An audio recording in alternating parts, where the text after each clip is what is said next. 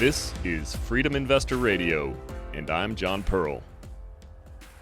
It hit me like a freight train when I realized there was a better way. When I discovered that I could take my future into my own hands. When I realized I could invest my way to freedom. This is what I'm working towards. In each episode of Freedom Investor Radio, we will explore the tactics and strategies used by the top real estate investors and entrepreneurs in the nation. We will learn how you can start investing your way to freedom and take control of your life.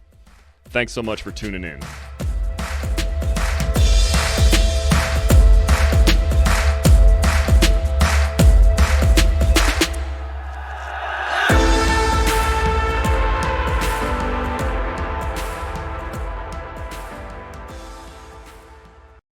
What's going on, everybody? Welcome back to another episode of Freedom Investor Radio. I'm your host, John Pearl, and today I am joined by Chad Zdenek of CSQ Properties. Chad, welcome to the show today.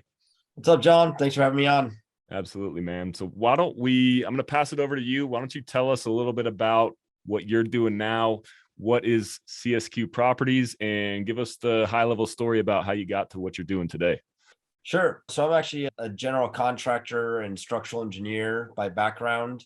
Started out in construction management and then got into structural engineering for a while. Actually worked on the space shuttle main engines for Boeing as a structural dynamics engineer, super technical. And then went off on my own with my brother. We started a lighting company doing installation, service removal for lighting throughout LA. And then I sold that business, or he took it over about 4 years ago now. And that's when I went back into real estate.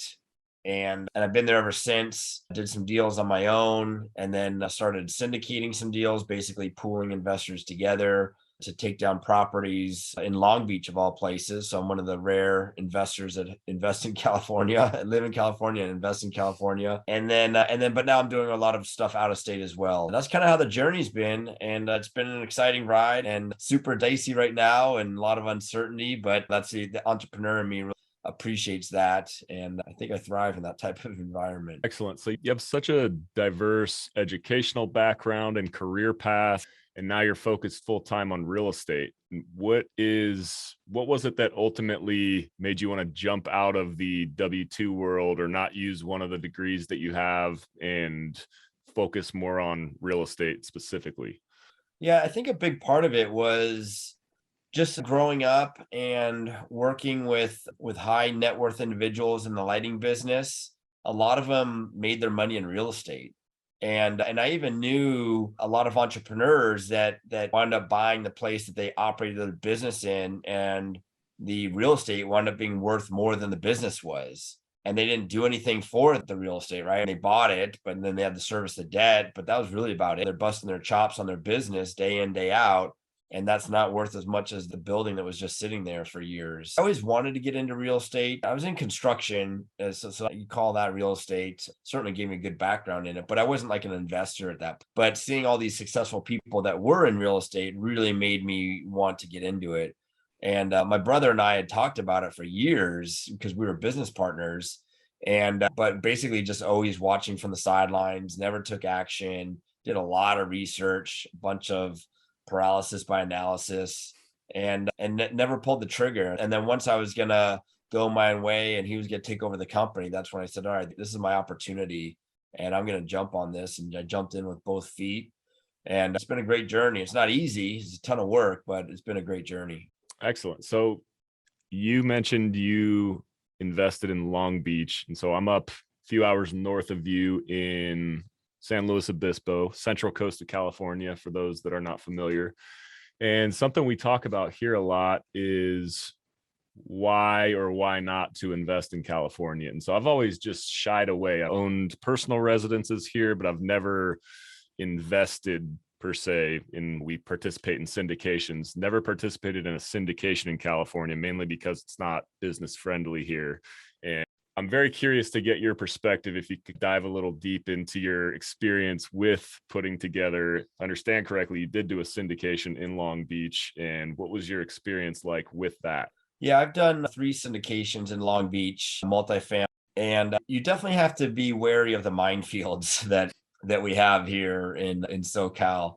And for me, part of it was I didn't want to be a part of any rent control areas, city of LA, Hollywood, Santa Monica, Beverly Hills, like those type of areas. I didn't want to buy in a rent control area. And so I stayed in LA County, but not LA City. So that helped me avoid that. But about a year and a half ago or so now, California issued statewide rent control, known as AB 1482. So that does obviously cover Long Beach. And so I fell underneath that jurisdiction. And I was always pretty ambitious about LA real estate, SoCal real estate. It's done well for me. I'm third generation LA, so I know the markets really well, born and raised here. And so it definitely works. You have to be willing to take a little bit less on cash flow, generally speaking, but you generally have really strong equity plays. And investing in a primary market like LA, during your cycles, your real estate cycles, your downturns tend to be a little bit less and a little bit more shallow than some other areas. And I think this is something a lot of investors and syndicators forget, especially newer syndicators, that real estate goes down. And we might be starting to see some of that now as we're recording here in October 2022. And also, I'd like to say that real estate runs on a 10-year cycle and people have 7-year memories. In '08, we saw a dip, but we weren't hit as hard as a lot of other places in the country. And the sacrifice for that is cash flows are a little tighter. So on my properties, we're buying Class C properties, value add deals, improving them to about a Class B or so. And they do end up cash flowing. So it might not be as high as some of these tertiary markets, but we do cash flow. And then we've got some really good appreciation on the back end. And then you also have some risk mitigation in terms of downturn. So all those are like really positives for LA. However, especially with the eviction moratoriums, have been brutal. And we're still in it right now. It's like literally you were 2.5 years in on COVID and there's still an eviction moratorium. Right now, it's set to be lifted in January of 2023. And that's been brutal. The first 14 months, I had 0 missed payments due to COVID. First 14 months of COVID, no problems. And then as time went on, and these COVID relief programs came out and tenant protections, this, that, and the other. And all the tenants had to do was self-certify that they had a hardship due to, what does that mean? But that's what they claimed. And then they could stop paying. And so the problem actually got worse in terms of collection. The problem got worse as time went on. And as the rest of the country was coming out of COVID, things from a property owner standpoint were getting worse in LA. And that's when I sidelined my personal investments and my investor investments in SoCal and started investing out of state. And I've been doing that ever since. Got it. Yeah. See, for myself, I never really even attempted to dip my foot in.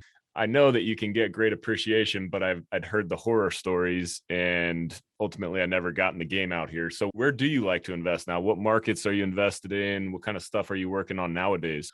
So right now I'm primarily looking in Florida and North Carolina. And I'll show you a quick story. So this was probably, I don't know, maybe a year, 8 months ago or so. I was walking a property out in Tallahassee doing some due diligence. And I was walking with the property manager. I'm saying, how are evictions out here during COVID and all this sort of stuff? And she was an older lady, and she told me her whole disposition just dropped. She's like, oh my gosh, it's been pretty bad. And it's a lot worse than it was. I'm thinking like, really? I'm like, that's not what I thought. That's not what I've heard. This is what I'm saying inside my mind. I'm like, why is it so much worse? She's like, well, before COVID, it would take about 3 weeks to evict someone. Now it takes about 5 weeks and costs a couple $100 more. And she's, it's just a lot more work. And I'm thinking, oh my gosh, that sounds amazing. 5 weeks, like we're barely warming up here in 5 weeks. What am I? We're 2.5 years in, and I literally just had my first eviction due to non-payment 2 weeks ago. And I'm not even talking about what that cost me, but we were awarded a judgment against the tenant and now doing lockouts, and it's crazy out here. It costs so much money. And I think what a lot of people or maybe voters don't understand is those costs get passed on to the tenants, right? That's why it's so expensive to live here. That's why we have an affordability issue. Me as a landlord, like I have to pass these costs on to tenants in order to make money. And when you have everybody doing that, then the costs are really high. And you couple that with all the draconian regulation rules we have out here and why it's so expensive for developers to build. Like, of course, they're not building affordable housing. It doesn't pay because you have so many extra costs. Long story, Florida is much different than here. We don't have a COVID payment issue over there. And it's just a much different world than California. Yeah, totally. So with investing out of state, the team aspect becomes much more important. So what type of things are you doing to build relationships with folks who you're partnering with out of state? You attending lots of events, leveraging meetups, Zoom calls. What kind of stuff are you doing on that front? Yeah, I mean that's the playbook and it's critical. So when I did the stuff here in SoCal, I was like a one-man show. I was a solo GP. I did everything from A to Z, learned a lot, worked a ton, had a big share of the GP because I was the only guy. But you can't really do that on the out-of-state stuff. At least in my mind, not if you take into consideration risk. So yeah, partnership is really key and networking. And in order to do that, like you got to put in time, you got to travel. I joined two different mastermind groups, which have been great. One of them, you and I are both in together. That's how we met. And then meeting different partners that are doing different things and eventually putting a team together to take down deal. When that happens, you tend to also focus on larger deals, and you have to just because of the economics of it. You can't do a small deal with a bunch of partners. So you end up doing larger deals, more partners, you get everyone's strengths to the table and what they can do, and everyone brings what they bring. And with the right team, you can have a really successful out of state project. Got it. So I was having a conversation with a gal recently, and I'm curious to get your take on this. So this gal, she's a successful entrepreneur. She's extremely busy with her business, marketing agency, and she's wanting to get involved in real estate investing. My opinion of this is it's a difficult time to get in if you're trying to do everything on your own. That's why I love the syndication model so much. You can partner with other professionals, bring in passive investors. They can invest in quality assets that are being managed by professional investors who do this full time. So what would you say to somebody who's in this situation? They do well, they want to become a real estate investor, they want more passive income with through real estate, but they are a beginner, we're in economic uncertainty, and maybe they don't want to lose they don't want to lose a ton of money learning the process. Yeah, that's a good question. And I think a lot of people are in that position. I think a great way to get started is as a limited partner, basically true passive investor who invests in a deal, and you learn a lot about the process that way just by having skin in the game. And as you start to learn and you see the financials that are coming across, going through the due diligence reports, watching different webinars on the property, all this sort of stuff, you'll learn a lot over time. And at the same time, you'll be able to make some money on the passive income side. So I think you could actually get two birds with one stone in that regard. And to me, that would make the most sense. And it's also pretty viable way to do it from a time management standpoint. A lot of my investors are entrepreneurs, and that's my niche market because I'm an entrepreneur. I understand they're overworked and a lot of the challenges they go through. And as an entrepreneur, to be able to invest passively, I think it is a really solid way to do.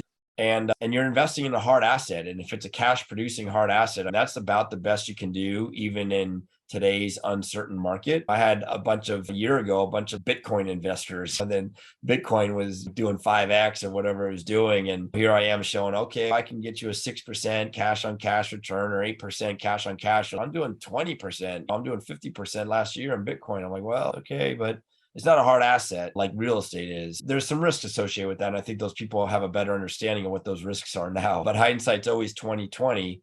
And if you believe that, then real estate is a solid investment. And as the ancient proverb goes, the two best times to plant a tree are 20 years ago and today. And that same for buying real estate too. The best times to buy was 20 years ago and today. Because in 20 years, it's not going to matter what happens next year.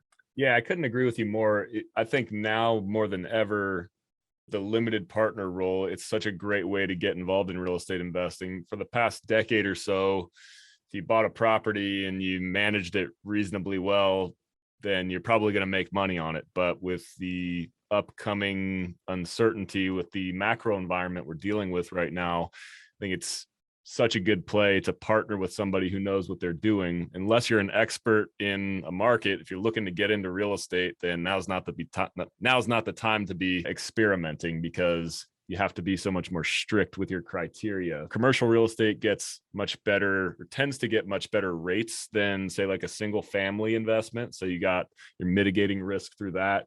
You get to partner with the professional full-time investors. And in addition, I think scale becomes a lot more important too. When you have, for example, 100 units under one roof versus 100 separate residences, when you get somebody who may not pay their rent, somebody's with the economy tightening, that stuff's much more likely. It's a very good time to be building out your network of general partners or folks who are putting these deals together.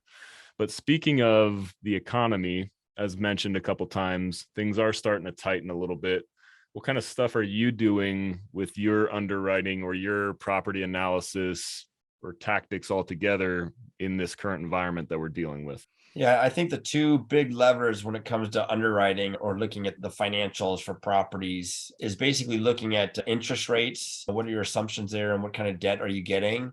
And then also cap rates. Those are, to me, two major levers that you got to really keep an eye on right now. With regard to interest rates, is it fixed term rate or variable rates? Are you buying an interest rate cap, which was not very common even 8 months ago, but very common? Like on one of our properties a year ago, to get a 2.5% interest rate cap, which means, let's say we go in at 5% interest rate, we'd be capped at 2.5% above that, or 7.5% total for X number of years.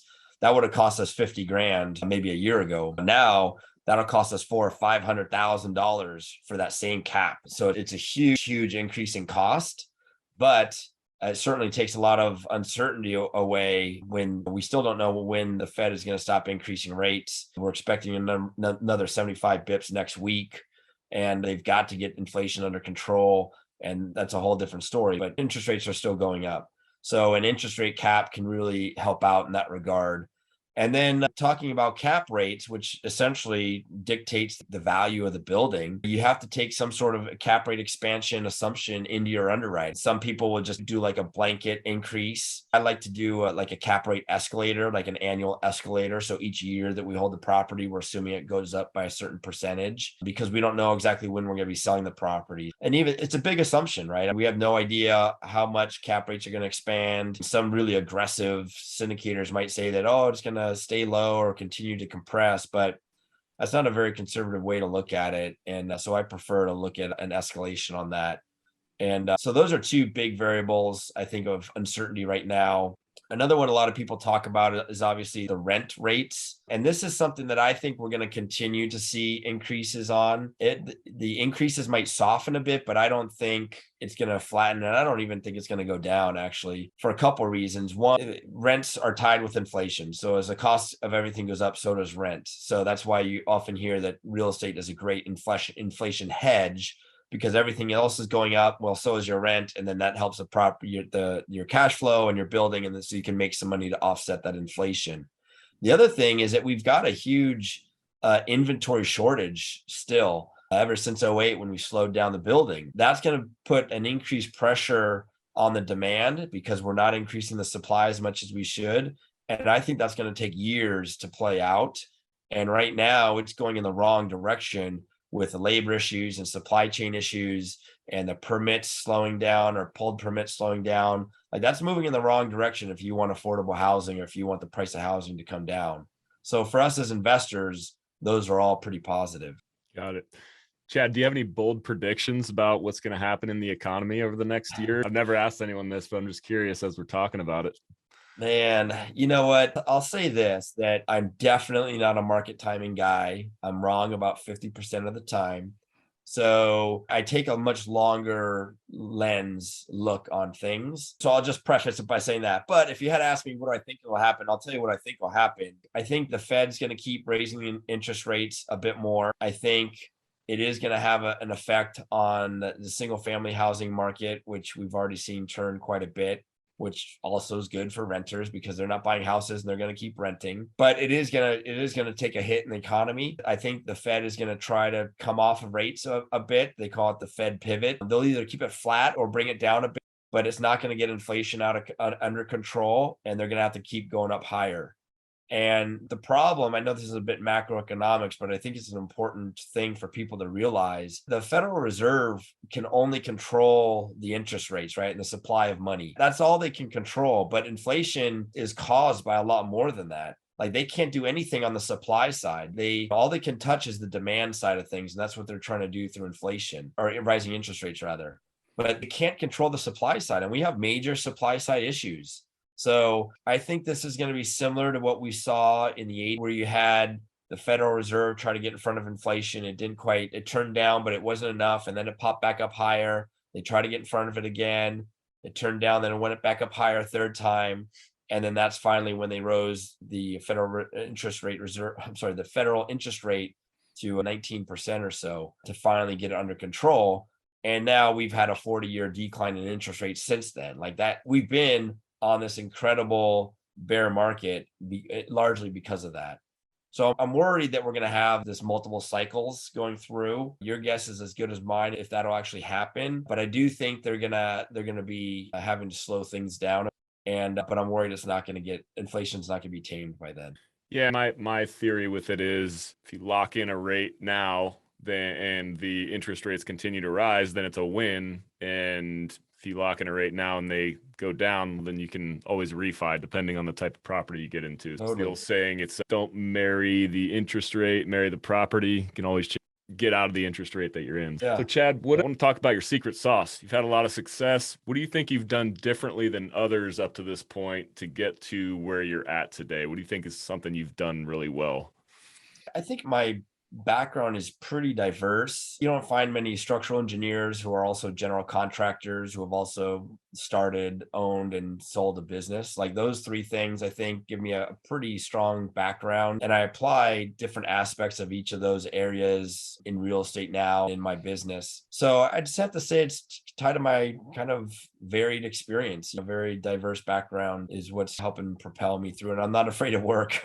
I think I probably work a little too hard, but I don't know. I do work a lot, but it's good for the investments and I do enjoy what I do. So that makes it a lot easier, but I definitely lean on my background a lot. So one title you didn't mention is father of five. So that's something that I'm always very curious about. Folks who are doing what I want to be doing, who are a little bit further down the road than me, and they have multiple kids. And so what are some things that you do balancing family and work? How are you still able to get all the things you need to do professionally done and still make time for the family? What's it like in that realm? To be frank, it's very difficult. 5 kids is a lot harder than I thought it would be. I don't want to bust your bubble, but it's totally different than 3. It's no joke. It's a ton of work. And actually right now is a lot of sacrifice. One of the things that keeps me going is this whole idea of passive income, because I know that for every property I add to the portfolio now, or every piece of equity that I can put to work right now, that's going to pay dividends in perpetuity. To me, that really helps to keep me going. If I was in a W-2 job working, I probably work about 70 hours a week right now, 6 days a week. If I was doing a W-2 I'd be pretty depressed because I know I'm sacrificing a lot of time with my kids right now and my family, certainly a lot of my own sacrificing time for myself. And if I felt like I had to do that forever, I'd probably be in a pretty bad place. But because I know I'm doing this for passive income in the future, I know that I'm working really hard for something now that'll pay dividends later. And for me, that's a tremendous amount of motivation. Yeah, definitely. My wife and I had a conversation about this recently, and it really is tough to balance it because you want that passive income, but you got to put in the work for it now. And it's a balance of, do I want to be present for these moments right now, or do I put in the work so I can actually spend full quality time and still have money coming in down the road a little bit? So it's definitely a balance. I want to talk about entrepreneurship a little bit. So I'm a big fan of, I like to hear people's thoughts, I should say, on nature versus nurture aspect of it. And I always like talking to people who have a traditional educational background like yourself, but then decide to go the entrepreneur route as opposed to just taking one of your master's degrees and going and working for a large corporation or something like that. For you, was there a point that you realized that you didn't want to answer to somebody else and you wanted to do things on your own? Or was it just a slow process, something you always wanted to do? what's going on there? Yeah, so I've always been very entrepreneurial. I've started and or run 6 different businesses now, and that's who I am, like through and through, as an entrepreneur. I'm actually been a member of an organization called the Entrepreneurs Organization for 10 years, which is a great group of 16,000 global entrepreneurs around the world, and all with revenues of at least $1 million a year type businesses. And that's my tribe. That's those are my people. So it's like those, that's where I feel most comfortable, is with entrepreneurs. That's who I am. That being said, when I worked at Boeing for 7 years, and I got to do some amazing things on the space shuttle, and like those type of opportunities are really hard to get in the entrepreneurial space. Maybe you could make some parts or something like that, be a vendor, but not to the level that I was at, working with NASA and astronauts and different space centers. Like, it was an incredible experience. So I think there is a trade-off, and I think it depends on the person, what they really like, right? There's some people that are wired for that, and that's what they do. For me, I always knew I wasn't that guy. And it was shortly after I got my MBA that I wound up leaving Boeing to go work with my brother on the lighting business. And at the time, it was just him, I, and a couple workers. And that was my launch into really growing a business, was doing that. And when I finally left 3 or 4 years ago, we had almost 70 people working there. So it was a good sized company when I left. And as you grow a business like that, every year the business is a bit different because it changes, kind of like growing up as a kid. Each year you're a different person. And so anyways, but I love that part of it. And one of the things I didn't really realize on real estate, because I knew I wanted to get into real estate, right? Because of my background and hearing about the other people, like I mentioned, I always knew I wanted to get into it. But what I didn't realize was how entrepreneurial I could be at the same time.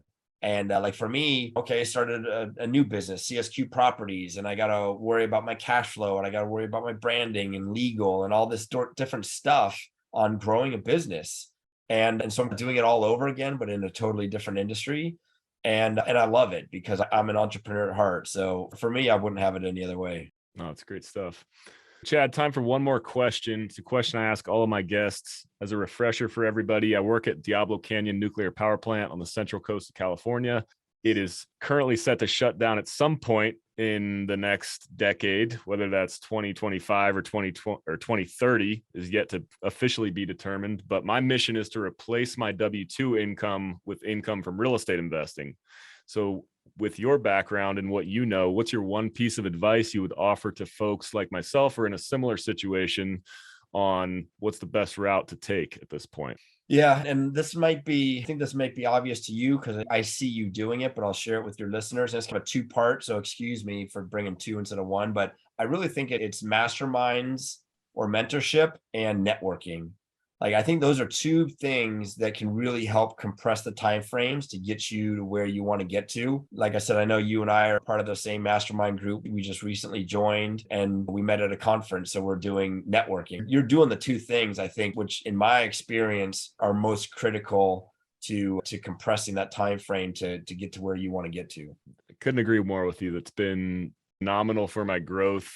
And while it seems like it, I think people have delusional visions of how long it takes to achieve anything worthwhile or like a big Yeah. goal that you set out for yourself. For example, I'm going to have $10,000 of passive income by this time next year. And it just doesn't work like that. So I think a realistic goal is also important in there, at least from my experience. So I couldn't agree more though with the networking and the mastermind piece of it. Chad, if people want to reach out and follow you or connect with you, what's the best place they should? Yeah, the best way is just through CSQ Properties, either the website, csqproperties.com, or Instagram, Facebook, LinkedIn is all CSQ Properties. Best way to follow us. Awesome. Ladies and gentlemen, Chad Zdenek of CSQ Properties. Thanks so much for joining us. Thanks, brother. Thank you for listening to Freedom Investor Radio. If you like what you heard, make sure to rate, review, subscribe, and share with a friend. Thanks again for listening.